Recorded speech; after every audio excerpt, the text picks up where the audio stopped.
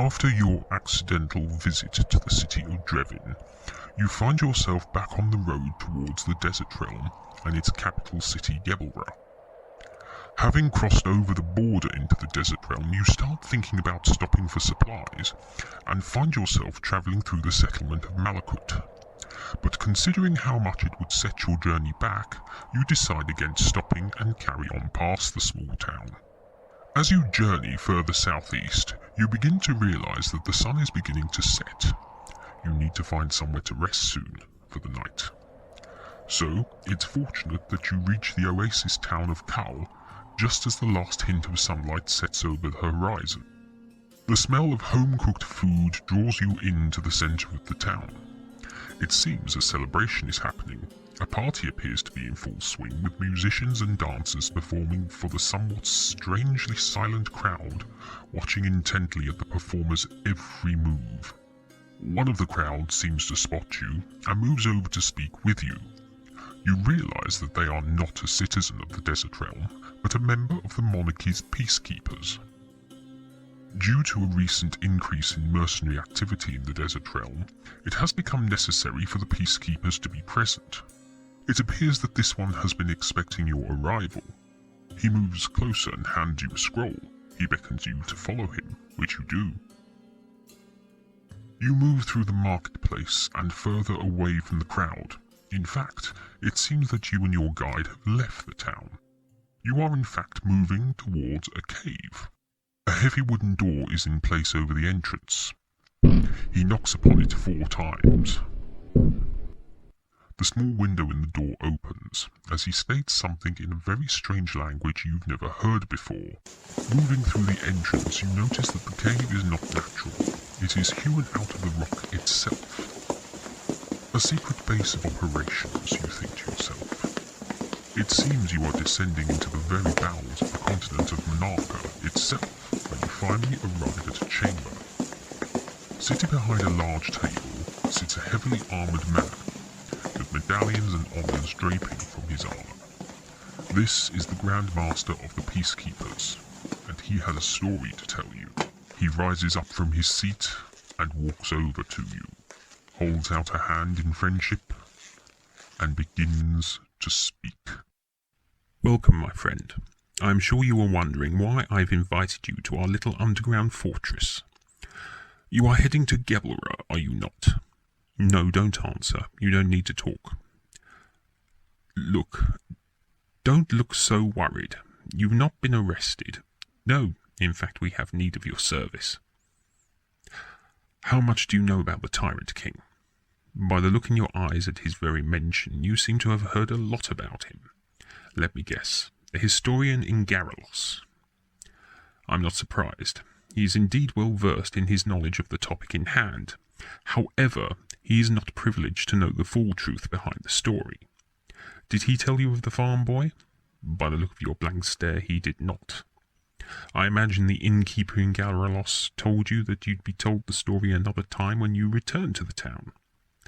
I would pay no heed to that promise. The old man doesn't know what he's talking about. Neither does the historian. The first part of the story is indeed true.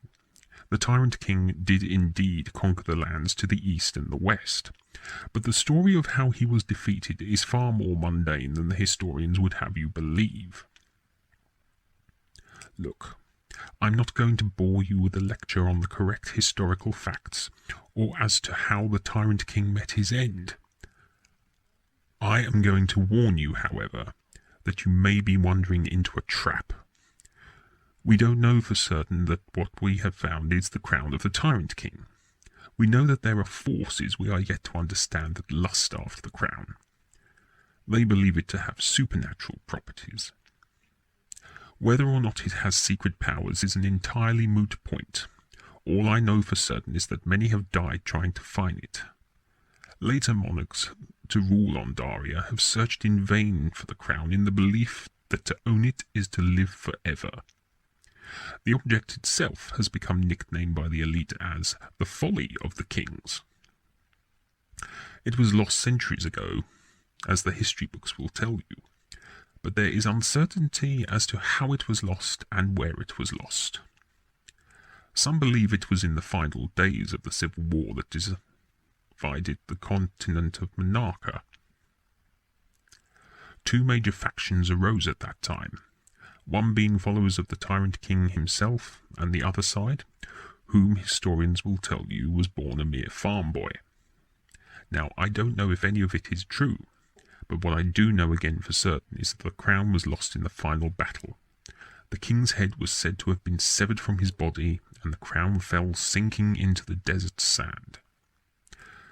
The peacekeepers were not set up purely to keep the peace in the eastern lands. We were created to ensure that if the crown were ever found, it would never fall into the wrong hands. That is why we need your help. We need you to go to Gebolrah and see the crown for yourself. If it is the correct artifact, I assume you have been asked by the current monarch to collect the crown and return it to the capital city of Ondar. Am I correct in this assumption? I thought as much. It's too dangerous, even in the hands of a benevolent monarch. Even if the stories of supernatural powers are untrue, there is the fact that it is a powerful symbol of darkness. There are many people out there who would like to see the king's return, and the crown could be used by some false prophet, claiming to be the tyrant king reborn, so that they can usurp the throne and take the monarchy by force. When you get to Gebolrah, speak to Jordana, the Grand Vizier to the governor, and the person who has claimed to have current ownership of the crown.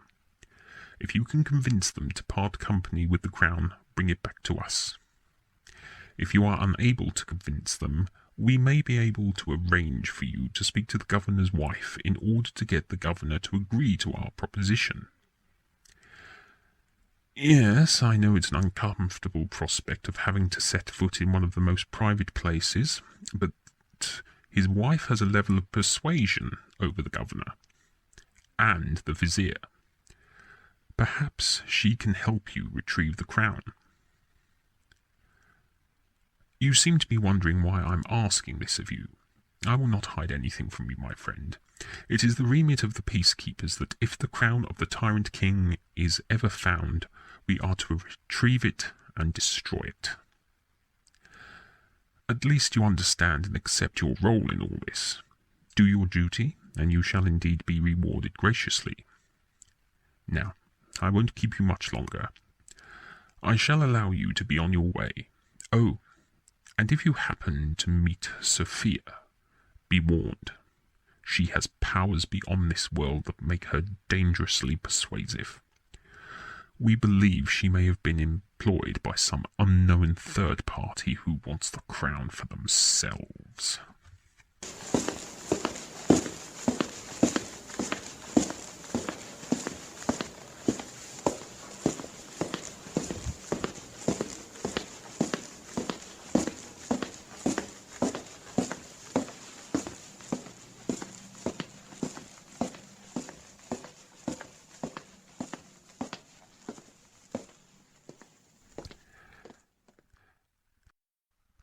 Captain, send word to Gebolrah.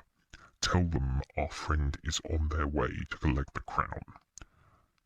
I am aware that the vampire lord in Necrotia has his own plans, and no doubt our friend here will be ignoring our warning. They are bound to cross paths with Sophia. No doubt she will use her powers of hypnosis to force them to return to the cursed city. You will definitely need to send word to Alicia. Yes, the governor's wife. She may be able to reverse the process of Sophia and persuade our friend to complete our request and bring the crown to us. However, whatever happens from now on, our mission remains the same. We retrieve the crown, and then we make our move. It's time peace ruled eternal, and the peacekeepers are the very group that will be able to make that happen. With the crown of the tyrant king in our possession, we shall be unstoppable.